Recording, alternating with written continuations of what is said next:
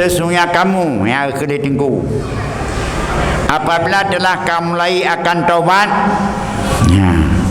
fabarra'ta, maka engkau lepaskan akan hatimu daripada dosa, semuanya dosa. Kanyan kiban tak lepas drawati daripada dosa, hai bi antuatinahu, dengan bahwa kamu tetap akan nyati hati bahwa hana kata kembali kepada dosa selama-lama.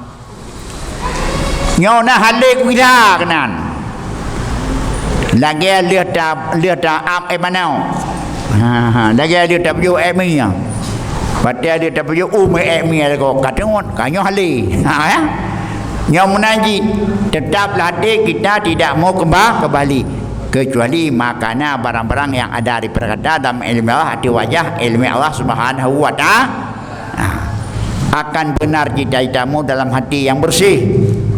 Hanya kecuali kiban-kiban yang naba Allah lahnya hasil begini pokoknya itu pekerja lahi banyak. Lagi urun tayang alaihi wasallam Imam Ghazali, hai waliullah imudausa min kehendak Allah siapapun bisa berdosa. Karena dia bukan maksum, yang maksum Nabi. Menanji dia oleh kedua dekat kata ikrar dalam hati itu hande tak kembali kepada demakiban ba ilmu Allah yang terserah. Apa ba ilmu Allah itu bibit lagi yang benar cita-cita kita dalam hati yang terserah.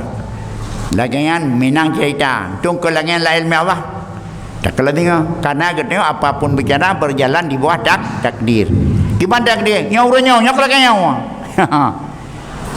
so na fikir yang kakra ibaratkan ni boleh aku ikut lagi nyawa nak fikir hana cek lagi nyawa. Jadi kita semua berjaya ada takdir. Kalau ada takdir itulah yang pekerjaan kita. Makanya hanya tengah itu pada hakikatnya tinggal ku pegot. Nyo tinggal kon, tinggal pun pegot Allah ada nyo. Hon ba ada enan. Jadi hon ba dengan tidak ada you. Kanya? Baik tinggal ku pegot. Karena nyo tinggal pegot tentang lihat hat bu dah. Ituan kalau puak ke pegotnya kan balung 4 hidung. Kan kau ingat hok ba ke tengah.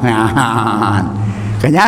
Lagi tu lemau, dah ada hidung. Baik ke lemau nya tengah aku jat. Dong baik. Puji hok huak tengah. Yang menan. Baik motor berencana di kaidan dang tengah kunjang gede. Yau timu. Kanya yang motor waktu pir hoi ba ke tengah. Nyan motor yang god. Urang yang god menanji nya tengah hok ba ke Allah. Pu yang dekedi. Dekedi hujan payung kana.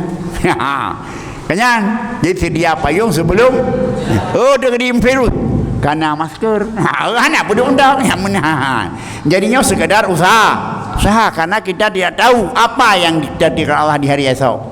Keempat, ramal itu sah-sah saja. Hai ramal pun dan ramalnya sah-sah saja, tapi itu tidak memberi bekas biasanya.